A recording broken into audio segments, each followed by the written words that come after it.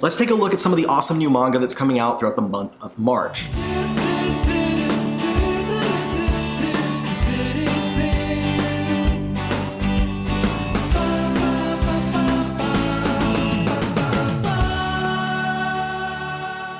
Welcome to the Manga Buyer's Guide for March of 2023.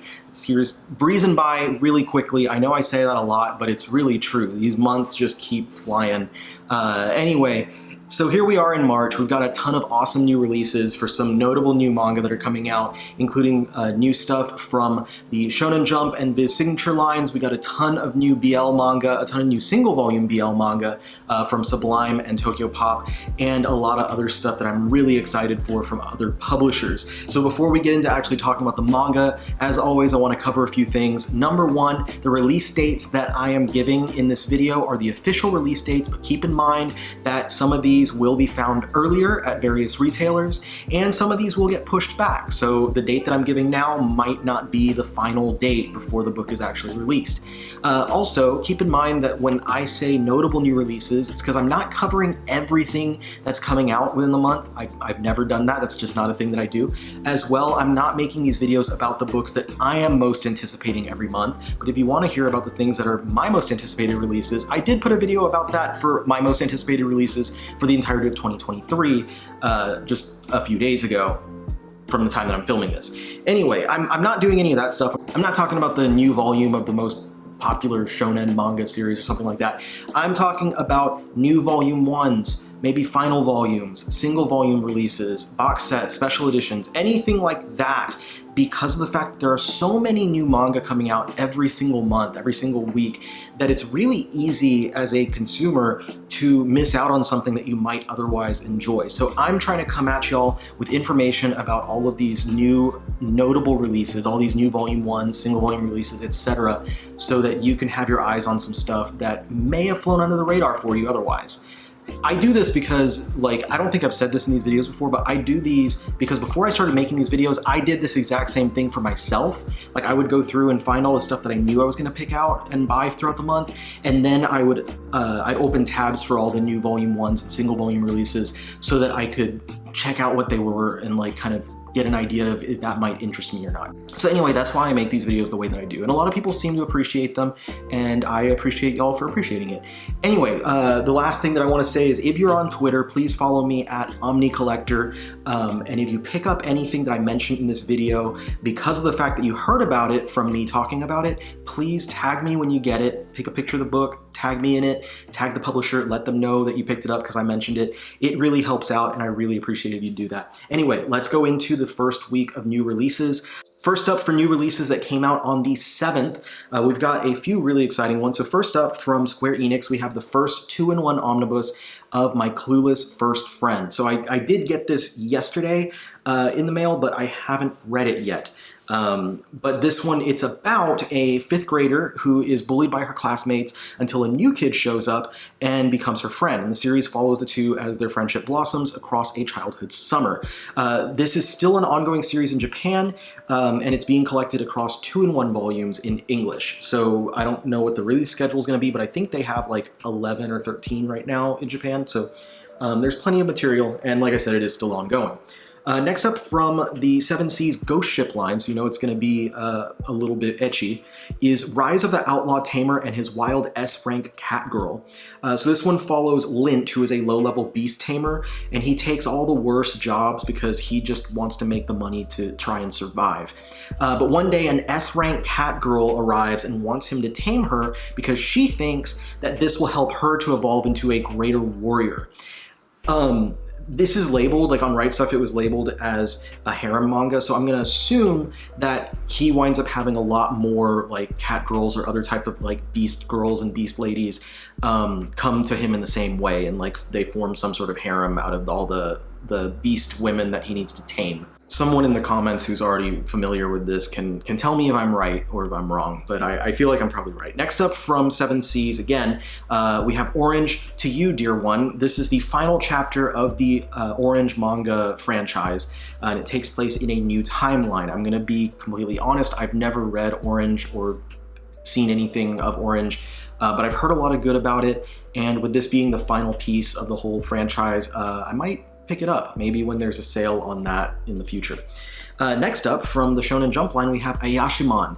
This was I believe, 3-volume series that was canceled pretty early in the Weekly Shonen Jump magazine, and it did get licensed in English. I know sometimes that people get confused, why would they license something that was canceled? In these cases when this happens, it's one of 2 reasons, sometimes both. One case being that Viz notices that the English-speaking audience really enjoys the series and wants to capitalize on that, more or less. The second reason being if it's by a familiar creator. In this case, the second is true because it's created by Yuji Kaku, who of course is the creator of Hell's Paradise, which was a very popular series that wrapped up last year, I believe, and is getting an anime adaptation in the near future. So it made complete sense to me why they would license that one. As far as, you know, any canceled series go, that one made a lot of sense to me. Shaman King Omnibus number 12 from Kodansha. This one's very exciting. This is the final volume of Kodansha's release of this series. It is a 2-in-1 collecting 34 and 35. This one is very exciting because not only is it wrapping up Shaman King, but this contains 2 volumes. This entire book, this is all material that we've never had available physically in English before. If you're completely unfamiliar, the series wrapped up in Weekly Shonen Jump, but it had kind of a non-ending. And then the creator, Hiroyuki Takei, continued the series later. And he did 3 more volumes worth of additional material, as well as I think 2 additional chapters that he shoved in between existing chapters. So those 2 additional chapters I think were in the 10th omnibus. The 11th omnibus has volume 33, and then this has 34 and 35. So if you have, I point that all out to say, if you, like me, have the Viz Media Shonen Jump versions of the series from the early to late 2000s that were published back then, you'll want to pick up at the very least 11 and 12, maybe 10 if you want those additional chapters as well. So like I said, I'm very excited about that. I really love Shaman King. This is nostalgic for me, and I'm glad that we finally have that full release. Not just that, but we're getting the one of the sequel series is coming out. It was scheduled to come out this month, but they pushed it back. But it's a sequel series following Yo's son, Hana, and that is also coming physically from Kodansha pretty soon. Hopefully get more of the spin-offs physically in the future. That would be fantastic. Next up from Kodansha also, we have Am I Actually the Strongest? This one has the character Reinhardt reborn to another world, but he's left for dead by his family when they think that he's powerless. Luckily, he has cheat powers that allow him to use magic that is off the charts powerful. And then finally, in the first week from Udon Entertainment, we get Persona 4 Arena. This is about the clash between the casts of Persona 3 and Persona 4 in a strange fighting tournament held inside the TV world. I will be honest, I've never played any of the Persona games. I am very unfamiliar with the entirety of the Persona franchise. So I don't know. I don't know if this is something good or not. I did get the Persona 5 manga. Haven't read it yet, but I got it because one of my really good friends is a big fan of the Persona 5 game. And I don't have time to play a game, like a long RPG game, but I was like, I'll pick up the manga and see how that is. But I still haven't read it, so I'll get to it pretty soon, hopefully. Moving into the second week, not that many releases on the 14th, but we do have a bunch of BL. I think all of them for this week are BL, actually. First up from 7 C's BL line is I Didn't Mean to Fall in Love. This is a single volume that follows the awkward courtship of an inexperienced 30-year-old who meets an experienced college student at a local gay bar. Next up from Sublime, we have Golden Sparkle. This is another single volume. A high school freshman is having intense dreams, and his new friend might be able to teach him exactly how to deal with them. But this leads to confusion when they begin to navigate feelings they never had before. Next up, another one from Sublime, The Dragon's Betrothed. This one's not just a single volume. This one is about a writer who returns home to relax, but he winds up being entangled in his old promise to marry a local water dragon god. And then finally for the second week, we have Be My Love, My Lord from Tokyo Pop. This is another single volume. It's a fantasy about a young man and his beastman servant and their taboo romance. Now, moving into the third week, we have quite a few releases on the 21st. First up from Viz Signature is Insomniac's After School. This is an ongoing slice of life about a couple of kids who discover an observatory at their school one night and spend time there to help cope with their insomnia and the effects that that has on their student life. This one I'm really excited for. I tend to be excited for anything in the Viz Signature line because they tend to license really good stuff and put it in that line. But I think there's an anime coming in the near future as well, if it's not already out.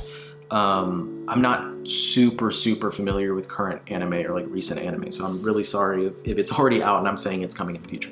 Next up, Orochi Perfect Edition Volume 4. This is the final hardcover of this series from Kazuo Umez. I just recently read all 3 of the previous volumes to get prepared for the final volume to come out, and I really enjoy it. It's a great, like, classic horror manga. It's kind of an anthology-esque type series where every story is disconnected, but they do have the common thread of the girl named Orochi between each story. So if you're a fan of Junji Ito manga, or if you have read something else by Kazuo Umez, like Cat-Eyed Boy, which is getting released again later this year, or Drifting Classroom, then I would recommend picking up Orochi. Also on the merit that those hardcovers are absolutely gorgeous. Next up is another big hardcover release, and that is Berserk Hardcover 13. This is not the final volume, but it is the last volume we're going to get for quite a while. If you're familiar with Berserk, you know exactly why that is, but for those who are not, the series has 41 volumes available physically in both Japanese and in English and anywhere else. That's as far as it is. And these collect 3 volumes in each of these hardcovers. So the 14th potential hardcover would wind up collecting volumes 40, 41, and 42. Now, the thing is that 42, the material is still being released in Japan that will eventually be collected as volume 42. So we're still waiting on that to actually happen. There's not enough material yet to fill another volume. But once it happens in Japan, it's probably going to be another year before Dark Horse releases it in English, because that's generally how long they take after the Japanese release. And then there's no telling how long they're going to take before they put those 3 volumes into hardcover format. Now, I know that they could go out and do like a 2-in-1 release, and they could do something like putting the Berserk guidebook along with volumes 40 and 41 just to get the 14th hardcover out quicker. And honestly, I would like them to do something like including the guidebook, because that way the first 14 volumes of the series can be everything that Kentaro Miura was directly involved in, while 15 and forward would be Kentaro Miura's Berserk by Koji Mori and Studio Gaga, because Miura's friend and fellow mangaka Koji Mori is now kind of directing his art team, Studio Gaga, to create the series based off of everything that he knew about it from what Miura had told him and from Miura's notes and stuff. So it would be a nice way to kind of divide the series in that way, but if something like that were to happen, we would already know. Like, we would have had a release date for the 14th volume at this point, but we don't. So unfortunately, I think they're just gonna wait until 42 comes out before we get the 14th hardcover. So I'm estimating at least a couple years, which, you know, kind of sucks, especially for newer fans of Berserk. But for older fans of Berserk, and I'm not counting myself amongst them because I've only been reading the series for like 5, maybe 6 years, but for older fans of Berserk, they're used to hiatus like that. They're used to lengthy hiatus, longer than that, honestly. Okay, moving on from Seven Seas, we have Eccentric Doctor of the Moonflower Kingdom. This is a fantasy romance about a young prince of the Moonflower Kingdom looking for reliable healing methods when he and his party is attacked by a group of assassins. He's shocked when he witnesses a life-saving procedure he's never seen before, and the one performing it is a beautiful teenage girl named Koyo, I think is her name. Who is she, and why have the assassins targeted the prince? To read along to find out. Next up from Viz Signature, this is not a first or last volume or anything like that, but I wanted to highlight Beast Complex Volume 2 because if you are missing Beastars, which wrapped up recently, you can continue the story of the world of Beastars with Beast Complex. It's also by Paro Itagaki, the same creator as the main series. It started before she started Beastars, and she was putting out chapters of Beast Complex during Beastars, and then she's still releasing chapters. Like Volume 3 is coming out later this year. The series is like an anthology of various stories of various characters within the world of Beastars. So it doesn't really, at least as far as the first volume, I don't think it crosses over with any existing characters from the series, but again, if you're missing it, if you want more Beastars, this is the best that you're going to get right now, essentially. Then another one from Viz Signature, Crazy Food Truck Volume 3. This is the final volume, so it was a pretty short series with just 3 volumes. It was about a food truck owner who is driving through this deserted wasteland and finds a naked woman in a body bag in the middle of the road, and the government is after her. Like, this militia is coming after her, and he doesn't know exactly why, and they just kind of like go off together, and there's a lot of food involved as well. So it's pretty entertaining. I have a review on my channel from last year about the first volume, so you can check that out. But it's only 3 volumes, so I think it's worth checking out if it sounds interesting to you at all. Next up, thanks go to Yen Press for once again sending me some of their awesome new releases. I got to peruse some of these. Well, I read a little bit of each of these in preparation for this video, and so now I can talk about them. So on the top of the stack here is Call the Name of the Night. This one is about a young girl who has this affliction that causes her to call the night. Basically, it becomes nighttime wherever she is, and she's living with this doctor who is trying to figure out exactly how to cure that affliction. I've read the first chapter of this. I've read the prologue and the first chapter. The artwork is beautiful. The cover is astonishingly beautiful. The artwork is really well done though, and it's very interesting. In the way that it's written, it kind of reminds me of, what's that, Shadow's House, I think, from, I don't remember if Shadow's House is from Yen Press or Seven Seas, but either way, that's kind of what the vibe it gives me.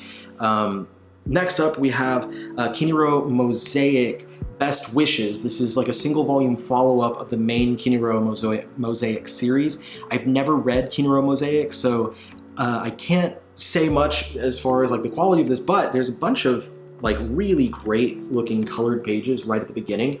But it's a like follow-up single volume that contains additional stories about the characters and their lives after they had graduated, and some stuff that happened during the time they were in high school that wasn't explored in the main series.